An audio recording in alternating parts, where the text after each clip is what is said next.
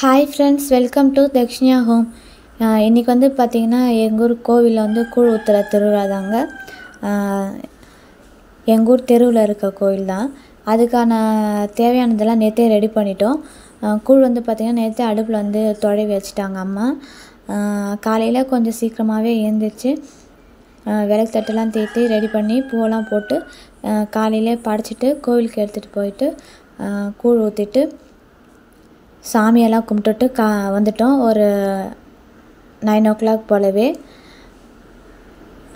இதுக்கப்புறமா தான் வந்து பார்த்திங்கன்னா திரும்பவும் படைக்கணும்.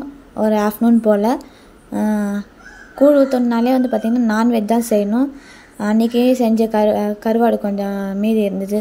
ஸோ அதை வச்சு கருவாட்டு குழம்பு திரும்ப வச்சுட்டு முட்டை பொரியல் வச்சுட்டு கீரை பொரியல் வச்சுட்டு அதுக்கப்புறம் சரி கொழுக்கட்டை செய்யலாமேன்னு சொல்லிட்டு தான் அம்மா வந்து ரெடி பண்ணிகிட்டு இருந்தாங்க. அன்றைக்கி வந்து பார்த்திங்கன்னா புடி கொழுக்கட்டை செஞ்சுருந்தோம். எதுக்குன்னா இந்த மாவு வந்து பார்த்திங்கன்னா கொஞ்சம் ரஃப்பாக இருக்க மாதிரி இருந்துச்சு, சரியாக வரல. ஸோ அதனால் வந்து அன்றைக்கி புடி கொழுக்கட்டை மாதிரி செஞ்சுட்டாங்க. இன்றைக்கி அப்படி தான் இருந்தது. சரி இருந்தாலும் வந்து இந்த கொழுக்கட்டை செஞ்சு பார்க்கலாமேன்னுட்டு ட்ரை பண்ணோம். இந்த மாதிரி பிசையறதுக்கெலாம் கொஞ்சம் இதுவாக தான் ஹார்டாக தான் இருந்துச்சு. இருந்தாலும் வந்து செஞ்சதுக்கப்புறம் நல்லா இருந்தது. இது வந்து பார்த்திங்கன்னா மல்லாட்டை பயிரும் தேங்காய் சர்க்கரை இதெல்லாம் ஆட் பண்ணி தான் பண்ணியிருந்தோம். இந்த தீனி வந்து இது வந்து தீனி கொழுக்கட்டை சொல்லுவாங்க. இது பயிறு போட்டு செய்வாங்க, இல்லை வெறும் தேங்காய் மட்டும் ஆட் பண்ணி செய்வாங்க. நாங்கள் எப்பயுமே தேங்காய் மட்டும்தான் போட்டு செய்வோம். இந்த தடவை வந்து அம்மா இதான் வந்து புதுசாக செஞ்சுருந்தாங்க. மல்லாட்டை பயிறு தேங்காய் அதெல்லாம் சேர்த்து ஆட் பண்ணியிருந்தாங்க. நல்லா இருந்தது. ஈவினிங் வந்து படைக்கிறதுக்கு ஒரு 3 o'clock போல் ஆயிடுச்சுங்க. கூடவே வந்து பொங்கல் வைக்கணும்னு சொல்லியிருந்தாங்க. மாவு வந்து இந்த மாதிரி எதுக்கு பிசைகிறாங்கன்னா காற்றுல வந்து கொஞ்சம் ரஃப் ஆகிடும். ஸோ அந்த மாதிரி ஆகாமல் இருக்கிறதுக்கு தான் வந்து பார்த்திங்கன்னா அந்த மாதிரி சப்பாத்தி பிசைகிற மாதிரி பிசைஞ்சிக்கிட்டு இருக்கணும். எப்பயுமே கொழுக்கட்டை பண்ணுற மாதிரினா நானும் அம்மாவும் சேர்ந்து தான் ரெடி பண்ணிகிட்ருப்போம். அது கொஞ்சம் ஒர்க் இருக்கும் இல்லைங்களா, அதனால தான் அம்மா அந்த மாதிரி பண்ணி தருவாங்க. நான் அது உள்ள அந்த தீனியை வச்சு அதை போட்டு க்ளோஸ் பண்ணிவிடுவேன்.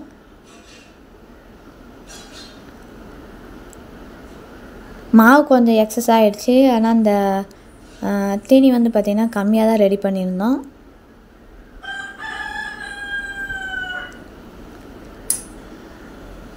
இதை ரெடி பண்ணிவிட்டு இது கூடவே சைட் பையாக வந்து கருவாட்டு குழம்பு வச்சுக்கிட்டாச்சு.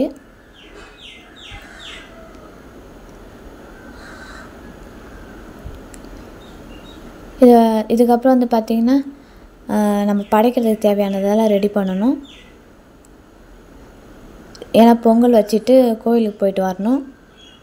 பொங்கல் வந்து வீட்டிலே தான் ரெடி பண்ணிக்கிட்டோம். அதான் கொழுக்கட்டை ரெடி ஆகிடுச்சிங்க. இதுக்கப்புறம் பொங்கல் வீட்டிலே ரெடி பண்ணிக்கிட்டு சாமி கும்பிட்லான்னு சொல்லிட்டு கோவிலுக்கு வந்து ஒரு 4 o'clock போல் போயிருந்தோம். அப்போலாம் அலங்காரம் பண்ணியிருந்தாங்க. நல்லா நின்று நிதானமாக சாமியை கும்பிட்டுட்டு அலங்காரம் நல்லா சூப்பராக பண்ணியிருந்தாங்க. இது வந்து கங்கை அம்மன் கோவில் தான். ஃபஸ்ட்டு சின்ன கோவிலாக இருந்தது. அதுக்கப்புறமா வந்து இந்த கோவில் வந்து பெருசாக கட்டினாங்க.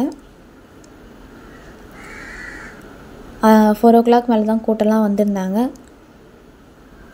எல்லாருமே அங்கே சைட்லேயே வந்து பொங்கல்லாம் வச்சுருந்தாங்க.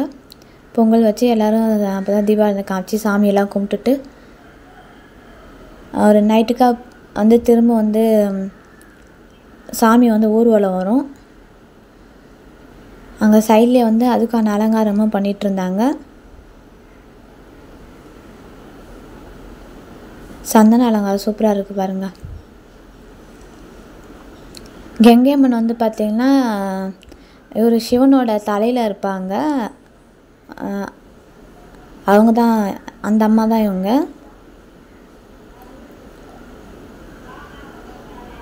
எல்லோரும் மாவிளக்கு பொங்கல்லாம் வச்சு எடுத்துகிட்டு வந்து படைச்சாங்க. அதுக்கப்புறம் நைட்டு போல் வந்து சாமி வந்து ஊர்வலம் இப்படி தான் வந்தாங்க.